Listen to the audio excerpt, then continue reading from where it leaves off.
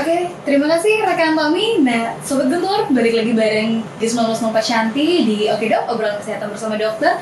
Dan pertanyaan tadi nih dok ya, yang sempat tertunda gitu dok. Nah kalau misalnya kita udah menstruasi, habis itu bener-bener pusing sampai pingsan gitu dok. Lalu kita untuk menghilangkan nyerinya itu, mengambil jalan pintas untuk meminum obat penurun atau penghilang rasa nyeri gitu dok. Itu boleh atau tidak dok? Ya begini. Ini memang masalah yang paling banyak dari keluhan-keluhan seorang wanita yang menyebabkan seorang wanita tersebut datang konsultasi ke dokter. Apa itu nyeri haid atau dysmenorrhea? Untuk diketahui, nyeri haid atau dysmenorrhea ini harus kita pisahkan. Dysmenorrhea secara umum ada dua, dysmenorrhea primer dan dysmenorrhea sekunder. Dysmenorrhea primer ini adalah dysmenorrhea di mana mereka terjadi nyeri haid, tidak adanya kelainan-kelainan fisik, kelainan-kelainan yang menyebabkan nyeri itu. Artinya misalnya ada pembesaran organ, ada tumor, ada kiste dan lain sebagainya. Terus kemudian ada yang namanya dysmenorrhea sekunder. Tentunya ini dysmenorrhea sekunder yang disebabkan karena memang adanya penyakit-penyakit tertentu yang menyebabkan setiap haid mereka nyeri. Dan nyerinya itu memang bervariasi. Masalah nyeri ini adalah masalah keluhan subjektif sifatnya. Ada orang yang memang dicubit tidak apa-apa, tapi ada yang disentuh sudah kesakitan. Nah itu bisa, karena nyeri ini masalahnya subjektif. Tetapi kalau sudah sampai mengganggu, apalagi sampai pingsan, berarti memang sudah nyerinya itu tinggi sekali. Dan kalau misalnya memang sudah pingsan, ingat sadar gitu aja. Itu yang pertama ya dok ya. Nah, masalah dysmenorrhea. Nah kalau untuk yang primer, masalah yang tidak ada kelainan, ini berhubungan dengan apa? Faktor kejiwaan, faktor psikologis pada mereka wanita yang kondisi kejiwaannya stabil, permasalahan, cuma nyerinya biasanya dia meningkat. Sebenarnya kalau kita lihat masalah nyeri khususnya yang primer, kejiwaannya artinya seorang wanita ingin diperhatiin deh gitu. Oh gitu. Oke dok, ini nampaknya sudah ada penelpon yang masuk dok, langsung saja kita angkat. Halo, selamat pagi. Iya, pasti Guntur pasti beda. Dengan siapa di mana? Gengde Ngurah Rai.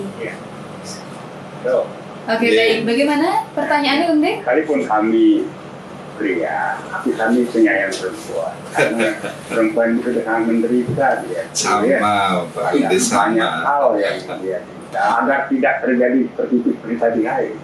Agar haid perempuan itu normal. Apa yang harus dilakukan laki-laki? Mempersiapkan apa kayak pikiran, alat-alat atau vitamin-vitamin? Apa yang harus disiapkan agar haidnya lancar?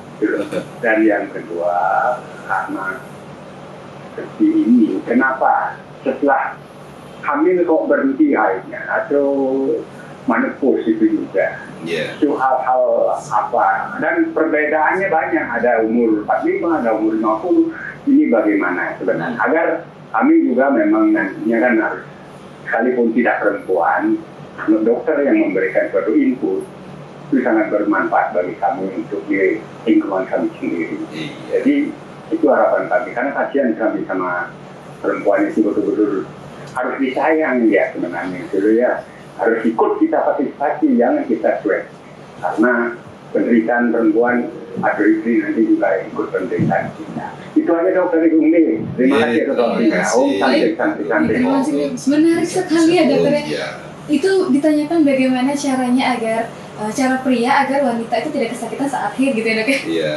Bagaimana dok? Nah sekarang begini, yang pertama ini dah namanya kalau Pak Gungde adalah laki-laki yang sangat menyayangi wanitanya. Wanita. Ya. Kalau sudah laki-laki menyayangi wanita biasanya bumi itu akan menyayangi Pak Domle, karena wanita itu simbol ibu pertiwi. Nggak ada bapak pertiwi.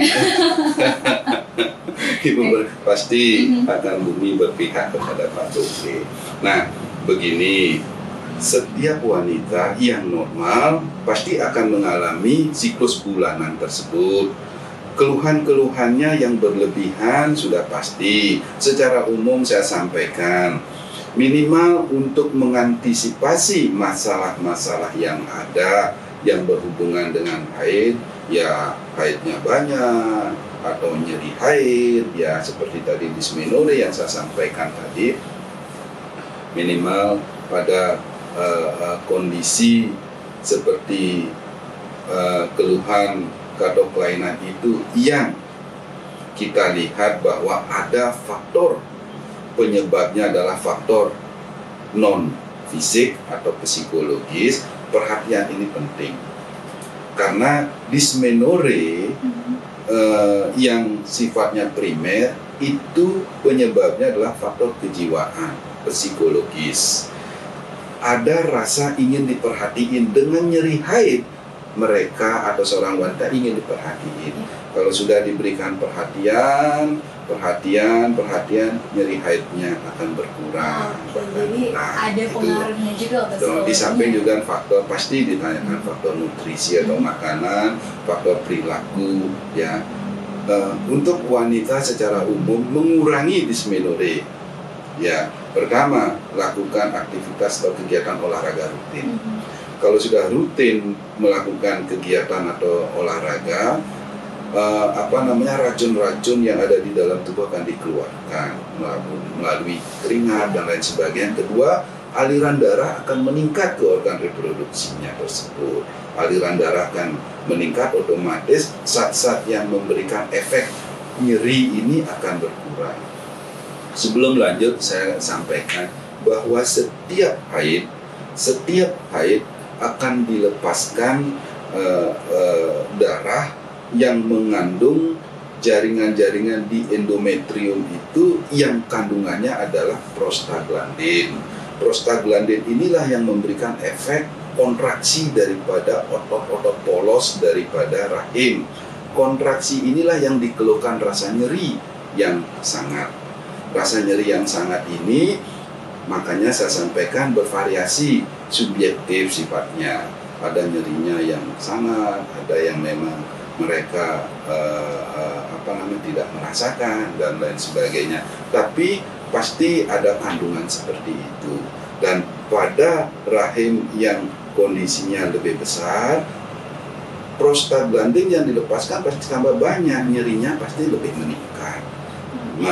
Nah inilah sehingga pada nyeri pasti akan diberikan obat anti nyeri, anti prostaglandin yang kandungannya seperti apa, asam mefenamat misalnya, itu dikasih, nyerinya pasti berkurang dan tidak masalah. Tidak salah ketika pada kondisi nyeri haid itu yang diberikan anti nyerinya. Jadi dan tidak juga akan menyebabkan rahim kering juga ya? Enggak istilah rahim kering. Kemudian yang tadi disampaikan atau ditanyakan lagi sama Pak Gomde, yang jelas kalau kita sudah memberikan perhatian, minimal sebagian keluhan daripada seorang wanita yang kita perhatiin pasti menurun atau berkurang, bahkan bisa hilang. Contohnya seperti seorang dokter dengan pasiennya. Kalau pasiennya begitu bingung, panik, begitu melihat dokternya dipegang saja, sudah merasa sembuh dan akhirnya betul sembuh. Nah, begitulah juga salah satunya. Sehingga ketika kita memberikan perhatian yang betul-betul baik terhadap wanita itu, sebagian penyakitnya akan berkurang, khususnya di masalah haid itu. Nah, itu lepas daripada faktor apa? Faktor fisiknya. Dan juga ketika itu masih terus berlanjut, ya karena memang bukan dokter, lakukan konsultasi ke dokter. Siapa tahu ada masalah-masalah yang ada di fisik dari seorang wanita itu yang ada kaitannya dengan keluhan yang terjadi. Karena faktor fisik itu banyak sebagai penyebab yang tidak diketahui. Misalnya ada kiste endometriosis, itu nyeri sekali. Nyeri sekali. Kemudian ada penyumbatan di saluran rahimnya. Darah yang mau keluar terhambat dia sehingga nyeri sekali. Nah, jadi ada juga faktor infeksi yang menyebabkan nyeri juga itu. Nah, ini yang memang harus ditelusuri, diperiksakan sehingga memang betul-betul bahwa ini adalah memang merupakan penyakit fisik atau merupakan hanya psikologis saja. Gitu. Terus kemudian masalah menopause yang tadi disampaikan, menopause berhentinya haid, ya berhentinya haid yang terjadi pada wanita, rata-rata orang Indonesia berhenti haid itu adalah umur 52,5 tahun rata-rata. Dan yang namanya menopause dini, jika menopause kurang daripada 40 tahun dia sudah berhenti haid. Nah, yang sebagai penyebab daripada berhentinya haid atau menopause dini, penyakit juga bisa, status gizi daripada orang itu juga bisa, dan juga hal-hal yang lain, misalnya habis operasi pengangkatan rahim pasti mereka tidak akan haid, atau pengangkatan daripada indung telurnya pasti juga tidak haid. Oke, jadi itu untuk mengenai menopause, dan memang menarik sekali. Jadi untuk kalian para kaum Adam, perhatikanlah dan sayangilah kaum Hawa kalian gitu ya, karena memang diperlukan juga perhatian yang lebih saat menstruasi itu terjadi ya dok ya. Dan nih dok, sambil kita menunggu penelpon berikutnya, jadi juga baru kepikiran nih dok, kalau kita mengalami menstruasi, mungkin yang tadi dokter katakan warna darah yang normal itu merah bata seperti itu ya. Lalu jika kita mau selesai haid nih ya dok ya, itu biasanya warna darah itu kan semakin kecoklatan, itu sebenarnya wajar atau bagaimana dok? Jadi awalnya mulai haid agak coklat-coklat sedikit-sedikit, kemudian begitu haid itu akan merah batang, mau berhenti kembali lagi coklat itu. Nah, ini adalah merupakan jaringan-jaringan, anggap tanda petik kotoran-kotoran yang dari sana yang ikut juga keluar. Nah, seperti itu. Jadi coklat-coklat bukan darah lagi, dan akhirnya memang berhenti. Itu yang normal. Oke, berarti itu normal ya dok ya. Nah, sekarang kita mungkin pertanyaan Shanti hanya itu saja, dan kita Shanti sudah memiliki kumpulan-kumpulan fakta dan mitos ya dok. Waduh, baru mau menanyakan fakta dan mitos, ini sepertinya sudah ada penelpon lagi yang masuk, kita angkat dulu. Satu lagi, halo selamat pagi. Ya, nanti Bungde mau menanyakan lagi pada dokter. Iya, silakan Pak dokter. Ini bapaknya Bungde dengar kok di tadi Bapak. Kalau Bapak di sini semua keluarga kami dengar, senang mendengarnya. Jadi betul apa yang Bapak tadi katakan, kalau ibunya, kalau suami Bapak katanya tidak pernah mengeluh karena Bapak itu punya yang perempuan, diserahkan kepada perempuan semua. Jadi keinginan apa terpenuhi. Itu betul sekali katanya gitu Bapak. Jadi catat itu semua gitu. Dan harapan kami nanti juga akan, karena itu perintah kakek, kalau kamu melecehkan perempuan hidupmu susah. Itu betul banget. Jadi terima kasih banyak Pak Dokter. Santi. Oke, baik, terima kasih ya dok. Jadi kita lanjut nih dok, fakta dan mitos. Fakta dan mitos yang pertama nih dok, katanya nih dok ya, minum es, habis itu minum soda dan keramas, katanya bisa menghentikan haid. Itu benar nggak? Nah, minum es, es itu dingin itu memberikan efek kontraksi.